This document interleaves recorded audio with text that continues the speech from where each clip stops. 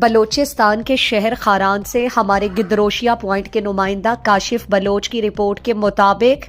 Grand alliance Kharan کا صوبائی کال پر ایک ریلی اور پرہجوم پریس کانفرنس کیا گیا۔ پریس کانفرنس سے خطاب کرتے ہوئے گرینڈ الائنس خاران کے آرگنائزر داد محمد کمرانی، چیئرمین احمد مہر، صدر محمد حسین بلوچ، جنرل سیکریٹری مجیب الرحمان ملنگزئی، مقبول بلوچ، سفر خان راسکوئی، عنایت اللہ، روبینہ شاہ دوست، ایف جے فیضی، کریم جان ملا زئی، نجیب حسین زئی، نصرت مینگل اور دیگر نے کہا کہ موجودہ حکمرانوں نے مظلوم ملازمین کو اس حد تک مجبور کیا ہے کہ آج ملازمین روڈز پر احتجاج کر رہے ہیں۔ آئی ایم ایف کا نام استعمال کر کے سارا بوجھ غریب ملازمین پر ڈالا جاتا ہے، جبکہ حکمران طبقہ ہر سال اپنے تنخواہوں اور مراعات میں اضافہ کرتا ہے۔ آئی ایم ایف کے شرائط میں کرپشن، خراب طرز حکمرانی، بد انتظامی کو ٹھیک کرنے کی ہے، جبکہ آئی ایم ایف نے یہ نہیں کہا کہ آپ ملازمین سے ان کی چھت اور ان کے بچوں کا رزق چھین کر اپنی چوریوں کو چھپائیں۔ حکمرانوں کی جانب سے قومی اداروں کی نجکاری کا فیصلہ